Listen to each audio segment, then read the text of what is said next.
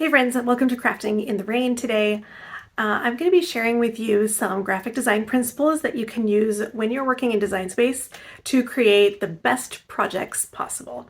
So a few years ago I went back to school and I graduated with a degree in web design, and a big focus on that was graphic design. So I've learned graphic design programs and basic principles that help create a really polished, balanced, good-looking design when you're finished. This video is a little longer than some of my other ones because I'll be going through a lot of things in Design Space and kind of describing the choices that I'm making, why I think something should be changed or moved. And my hope is that that will help you when you are doing your own designing later. So I'll be talking about things like spacing and balance of your overall design, how to choose what your focus point is going to be, how to work with fonts, and help you move past from that totally beginner, amateur type of design to something that looks really professional and that you can be really proud of. So here's some things we're going to be working on. If you look at this grouping of items, nothing is lined up, and so it all feels a little haphazard and random. But then down here, things are lined up to the center and to the sides. Over here, again, kind of a random assortment, and there are lots of different things, and they're all the same size. You don't know what to look at. So down here, the white space or the gaps are closed in. Down here, you have a couple of shapes that are bigger, and so that's where you're going to look at first. Your eyes are drawn in to focus on those items, and then you can kind of look at the smaller parts. And then over here for text, we're going to be talking about this too. You want to get rid of any weird gaps between the letters and too much space between the lines. So down here, the letters have been scooted in and the lines are closer together. All right, so here in Design Space, let's say you've got this design in mind. You and your friends love book clubs so much that it's like another club. Okay, so we have book club and several book images that exist in Design Space. The first thing I'm going to do is play with the fonts.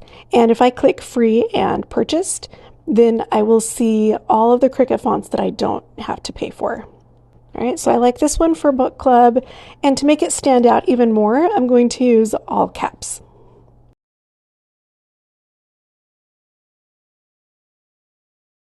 Okay, so we'll just kind of set this up here out of the way. And then let's work on the other word, club. I'm going to scroll through and pick a font that I think I would like. This is a different style where we have a big, bold kind of font for book club. I want something that's a little more script or handwritten, but I don't like this one because the C and the L look too much like a D. So it looks like dub instead of club. So I know I want to swap my font. This other one that I tried was also a little bit harder to read. All right, so I like this one. It's a good contrast from the letters that I have used already, and it's still nice and readable. Looking at all my different book icons that I brought in, they're all a little bit of a different style. So I'm going to pick the one that I like the best and make it larger and make that kind of the focus image of this design. Then I'm going to use the curved text to just give a little bit of shape to the line that says book club. Then I'm just going to delete all of the extra books. To make it all look like one cohesive design, close in those gaps so you don't have so much white space or empty space between all the different parts of the design. Then align everything to the center. And then you can change the color of the book, and you could cut that from a different color of vinyl. Okay, so now if we drag this over and look side by side at our original design that we pulled in, you can see that this one, it looks a lot cleaner.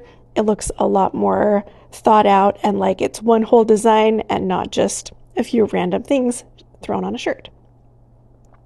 Okay, we're going to tackle the same kind of problem here with this tote bag that says sports mom. So maybe mom has lots of kids that play lots of different sports, or one kid that plays all the sports. And so this is the fun tote bag that mom can take around with her to the games and, show her support, right? So we're going to rearrange where the words are on this bag. They're a little too separated, and we're also going to change the font. So I really like this font here, but I want to try it as all caps. And I like this look better, especially because I like the way the capital S looks more than I like the lowercase. I'm going to make the word sports bigger. Just looking at this, I can tell there's a little too much space around the T. So ungroup to letters so that these can be nudged over. And one way you can kind of tell, again, if it is going to look like there's the right amount of spacing, if you zoom out so the letters are pretty small and just look and see, are any of the letters too close together, or is there too much white space between some of the letters? So here I need to bump this last S out a little bit and give it a little more space. Okay, and then with the top letters attached and the bottom letters attached, now I can center those words over each other, attach them, and then let's just kind of move this out of the way a little bit, and we'll work on a better design for all of these different balls. So the first thing I'm going to try is to make all of the balls the same size as each other, even though, of course, they're not the same size in real life. So I'm taking each one of these different balls and making them 2 inches tall. And then I'm going to line them up all in one row to kind of make like a big border on the bottom of the bag. And just looking at everything there, I've decided I don't like the football. I want everything to just be a circle. So you can align those to the top so they're all lined up, and then also distribute horizontally. I'll shrink that down so it fits on the bag. And I think that looks pretty cool the way it is. And you could also go in and do something fun, like give each one of these a different color. Just kind of go down the rainbow or whatever your favorite colors are. It doesn't have to match up with real life at this point. All right, so here's one way to build this bag. And then I'm going to show you just something else you could do also that feels a little more random, but still keeps some of our design principles like grouping and spacing. So I've copied all of these balls over again, and now I'm going to just make everything black. And I'm going to put things back into more of a real life size. So the tennis ball and the baseball are going to be smaller than the soccer ball and the basketball. So now I'm going to put these balls into 2 groups. So it looks like they're a little more random and spread out, but they're still placed in a way that it's easy to read the bag. You can see the words sports mom right there in the center, and then you've got these 2 groupings of balls off to the side. So you've got kind of this heavier weight towards the bottom of the bag. And watch here how I layer them over each other a little bit, again, kind of closing in some of those gaps. I also changed up some of the colors, and then looking at the whole thing, I have all these neutral colors over here and all these bright colors over here. So I'm going to pull the orange basketball to the left and move the black and white soccer ball to the right. And now I feel like the colors are a little more balanced. So here you can see the comparison between all 3 designs, the random one that we started with, and then the 2 where we applied some of our design principles. For this pillow design, I've just typed a simple quote that I found online. A good way to work with designing a quote is to type out each of the words individually, like this. Then take a look at the quote and decide which word or words you feel is most important and make those words bigger. Now we know the words that we want to focus on, and we're going to change their font first into something big and bold. Don't worry about placement or size just yet. Right now we're just doing the font. All right, for the other 3 words, season, the, and is, I'm going to use a cursive font.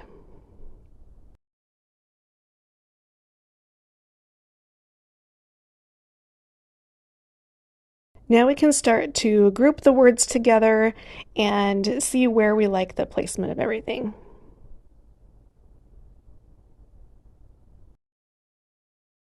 I didn't like the lowercase s here, so I tried a capital letter S, and this looks a lot better to me.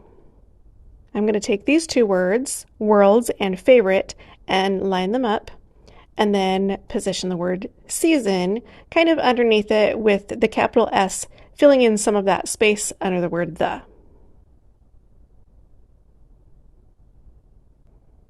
All right, and then I have the word spring, the largest of all of the words. I'm going to go to images and search flower so that I can find a little flower design that I can add to this pillow. I still want my words, my quote, to be the focus of the design of this pillow, so I'm going to shrink down the flower and just kind of tuck it up in here next to the words. I'm going to adjust a little bit of the letter position here.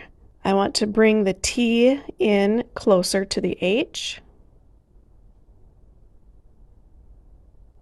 I'm bringing the S down just a little bit so it's closer to the word spring, and scooting the rest of the word season over to the left a little bit.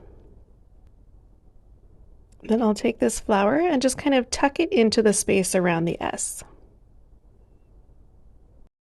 I can also tell that I need to adjust a little bit of the spacing in my large letters. So the O gets scooted over a little bit.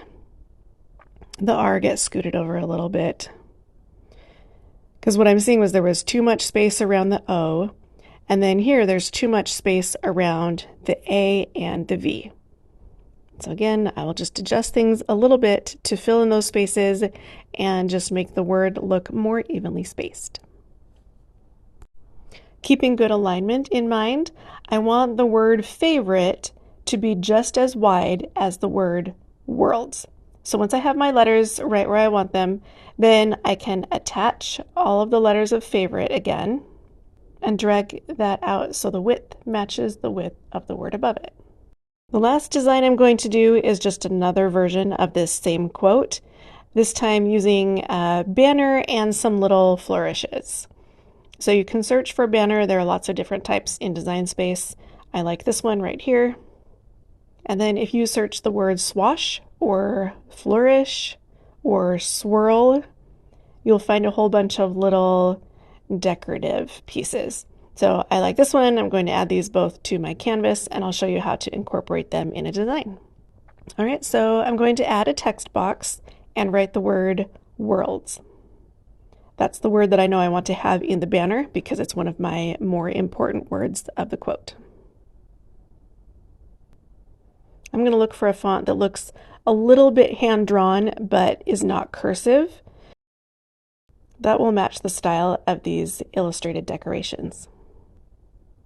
I'm going to adjust each of these letters a little bit so they're not just in a straight line anymore.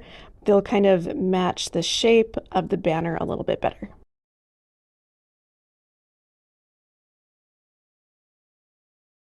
Then I know I want the word spring to be in the same matching font. So I'm going to bring it down here and adjust the letters for their spacing again. This time I will keep them in a straight line.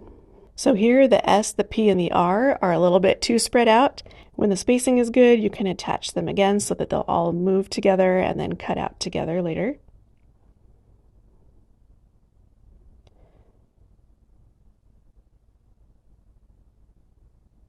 Now we're going to add in the words favorite season. There's the font I like for that. And of course, if you have installed fonts on your computer that you would rather use, then of course do that. I'm just showing these examples with some of the Cricut fonts. So I like these words here in the middle. I want them to be readable but not too big, but you can see there's too much space between the words. So what I can do here is adjust the line space. If you make it a negative number, then it shrinks the space between the two lines. Now I can make the letters bigger to fill up that center space better. I'm also going to line it up on the left because I still need to fit in the word is. Now to do something fun for our little letter here, because I don't want to add in another font, I just want to use the two that I've already chosen. I'm going to add a circle to the background and then make this white. And then you could slice that out if you wanted to so that just the black would cut. But this is kind of a fun thing to do with little words like and, is. It brings in just another little design element without being overpowering. I'm going to put the little swash design here on the edges of the word spring. You can take one and duplicate it and flip it so that it matches on the other side.